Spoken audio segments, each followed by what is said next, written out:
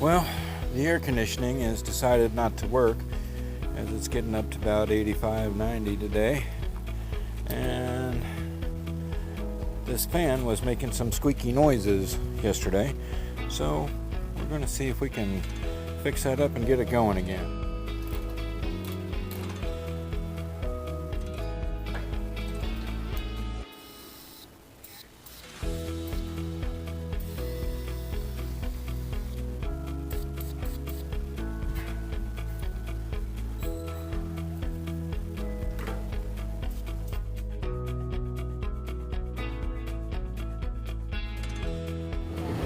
All right, maybe it's time to go in and enjoy some of this cooler air now.